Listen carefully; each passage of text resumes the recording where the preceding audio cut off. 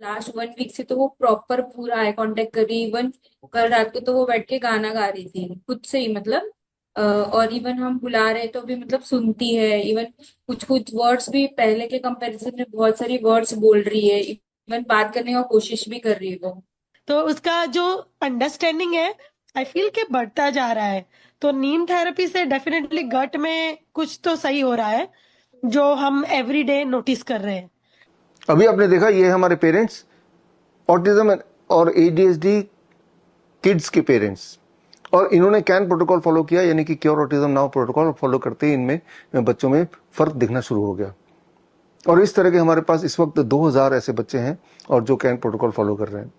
और वो क्या कर रहे हैं, कैसे वो ठीक हो रहे हैं, ये जानने के लिए आपको ये जानना पड़ेगा कि at the very first place autism होता क्यों है, ऑटिज्म क्यों होता है, एडीएचडी क्यों होता है, कैसे होता है। याद रखिए, ऐसे बच्चे बचपन में वो पैदा जब होते हैं वो हेल्दी होते हैं, लेकिन उसके बाद कुछ ऐसे सर्कमस्टेंस बन जाते हैं जिससे वो ऑटिज्म और एडीएचडी के पेशेंट बन जाते हैं। तो कौन कौन से फैक्टर्स हैं जिससे एक हेल्दी बच्चा कन्वर्ट हो जाता है into autism and ADHD children, इसको समझने के लिए, उसके 5 फैक्टर को समझने के लिए आप ये मॉडल, ऑटिज्म का एडीएचडी का मॉडल देखिए, इसके माध्यम से समझाता हूं। सबसे बड़ा फैक्टर और सबसे एविडेंस बेस्ड फैक्टर है, दैट इज द वैक्सीन। बचपन में लगाई गई जो वैक्सीन है, वो वैक्सीन एक बड़ा कारण है। वैक्सीन क्या करता है, वो गट ब्रेन एक्सिस को पूरी तरह डिस्ट्रॉय कर देता है, जो 2 वे कम्युनिकेशन है उसको खत्म कर देता है। और उसके बाद जो सबसे बड़ा दूसरा कारण है, दैट इज ड्रग्स। छोटे बच्चों को जो दवाइयां दी जाती हैं, एंटीपायरेटिक, एंटीवायरल, एंटीबायोटिक, और जिससे कुछ बच्चों में उनका जो गट माइक्रोबायोटा है वो डिस्टर्ब हो जाता है, and that led to the further complication. तीसरा जो सबसे बड़ा फैक्टर है, दैट इज इलेक्ट्रोमैग्नेटिक फील्ड। आजकल के बच्चों में अगर आप देखें, इवन छोटे बच्चे, 1 साल से छोटे बच्चे भी, उनके पेरेंट उनको मोबाइल पकड़ा देते हैं। तो मोबाइल का जो इलेक्ट्रोमैग्नेटिक रेडिएशन वो ब्रेन में न्यूरो इन्फ्लेमेशन क्रिएट करता है, leading to this kind of symptom.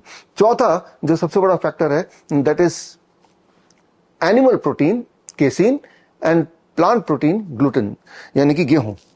कुछ बच्चे के अंदर इन दोनों चीजों से ऑटो इम्यून रिएक्शन क्रिएट होता है, leading to all these kind of autism like symptoms. And finally and the very important, that is stimulants. आजकल के बच्चे अगर आप देखेंगे, उनके पेरेंट्स को देखेंगे, तो आजकल के बच्चों को ज्यादा फास्ट फूड की लत लगी हुई है। फास्ट फूड, एमएसजी है, मोनोसोडियम ग्लूटामाइड या एस्पार्टेम है, ये सारे भी कंट्रीब्यूटिंग फैक्टर है to convert a healthy child into autistic, उनके बिहेवियर में बदलाव लाने में।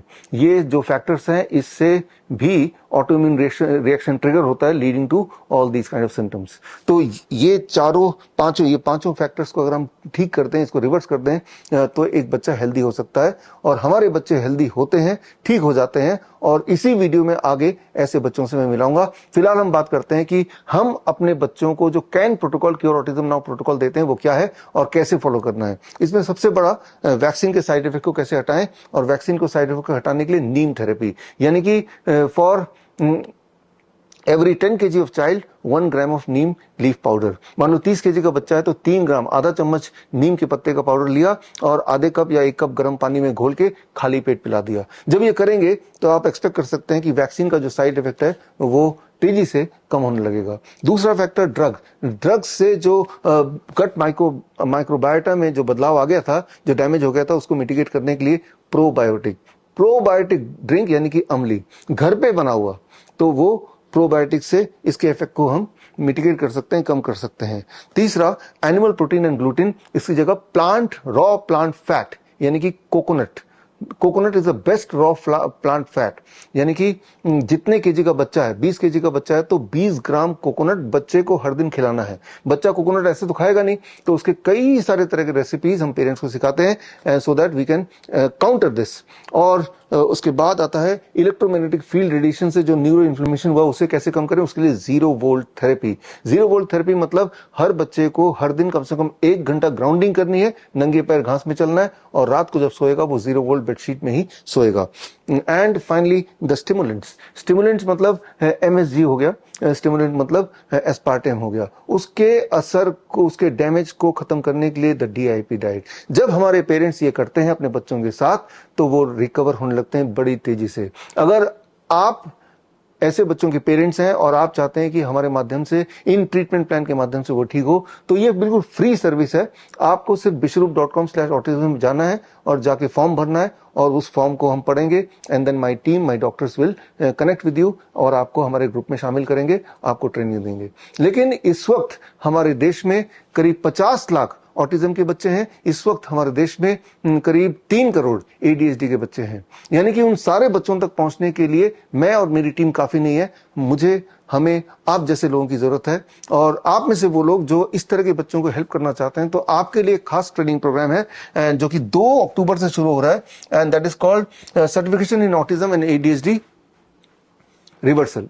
ये 4 मॉड्यूल है, हर हफ्ते 2 घंटे के एक मॉड्यूल। पहले मॉड्यूल में हम साइंस समझेंगे कि क्यों एक हेल्दी बच्चा जो बचपन में जब पैदा हुआ तब उसका आई कांटेक्ट था, तब वो बोलचाल भी शुरू कर दिया था, उसका बिहेवियर नॉर्मल था, धीरे धीरे वो ऑटिस्टिक कैसे बनता है, उसके पीछे का साइंस क्या है, एविडेंस क्या है, वो हम पहले मॉड्यूल में समझेंगे। सेकेंड मॉड्यूल में समझेंगे इसको ठीक कैसे करना। जो 5 फैक्टर मैंने बताए, चाहे वो नीम थेरेपी है या 0 वोल्ट थेरेपी है या DIP डाइट है या फिर प्रोबायोटिक है, तो उसके पीछे का साइंस क्या है, उसे कैसे करना है, that will cover in the second module, that is of 2 hours. And third module, तीसरे हफ्ते, प्रैक्टिकल इंप्लीमेंटेशन। कैसे पेरेंट्स अपने घर में, अपने किचन को, अपने घर में कुछ और अरेंजमेंट को बदल के जो आपने पहले 2 मॉड्यूल में सीखा उसे इंप्लीमेंट करें। और चौथे मॉड्यूल में handling the common health emergency among the autistic children.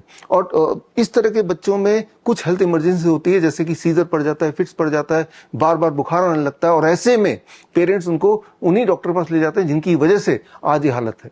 और अक्सर पेरेंट्स से बोलते हैं उसके बाद हालत और गंभीर हो जाती है, बच्चा रिकवर करने में और टाइम लगाता है। जबकि ऐसे इमरजेंसी सिचुएशन को आप घर पर ही स्पेशल प्रोटोकॉल से हैंडल कर सकते हैं, रिवाइव कर सकते हैं। तो ये स्पेशल ट्रेनिंग आपको 4th मॉड्यूल में मिलेगा।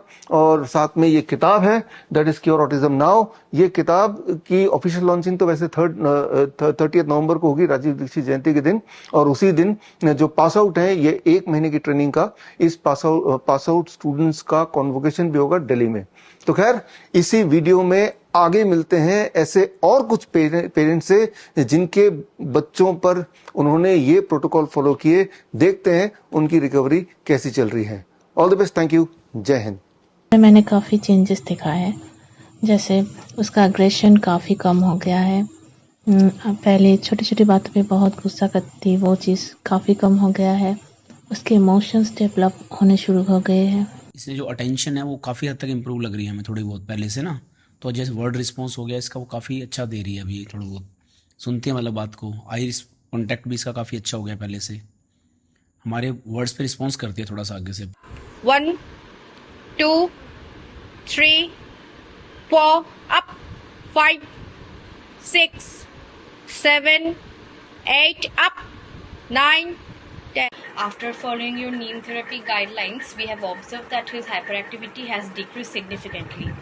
थोड़ा थोड़ा मैं बात जो बोलती हूँ सुनती है। उसको बहुत सारा सा बिहेवियर का इशू था मैम, वो थोड़ा थोड़ा करके काम हो रहा है। उसको आई कांटेक्ट भी अच्छा हो रहा है। जब से हमने नीम थेरेपी शुरू करी है, आज 15 दिन हो गए हैं, थोड़ा हाइपर कम है अब पहले से, और आई कांटेक्ट भी थोड़ा इम्प्रूव हुआ है। हमने मैम जब से नीम थेरेपी और अमली स्टार्ट की है, तब से समृद्ध के अंदर हाइपर एक्टिविटी रिड्यूस हुई है और आई कांटेक्ट इनका अच्छा हुआ है, और भी काफ़ी चीज़ें बिहेवियर में भी थोड़ा चेंजेस हमने देखा है।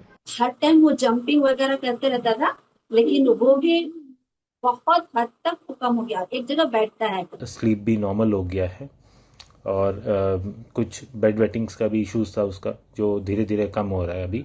और अभी सोशलाइजेशन पे वो थोड़ा मतलब आगे बढ़ रहा है। और पहले तो वो अपने बहन के साथ नहीं खेलता था, सो अभी वो थोड़ा थोड़ा इन्वॉल्व होने लगा है, एंड वो एंजॉय कर रहा है अब इस चीज़ को लेके। हाइपर एक्टिविटी की बात करें तो वो भी थोड़ा थोड़ा कम हो रहा है। बहुत इम्प्रूवमेंट मिला है मुझे सर, और जो बैठे बैठे साउंड्स निकालता रहता था वो साउंड्स कम हुए हैं, अटेंशन बढ़ी है, लॉसनेस कम हुई है उसकी। मैं आपके साथ अराउंड 1 वीक से जुड़ी हुई हूँ, and we are following the DIP diet, 0 watt therapy and neem therapy, and we are noticing some improvement in my daughter.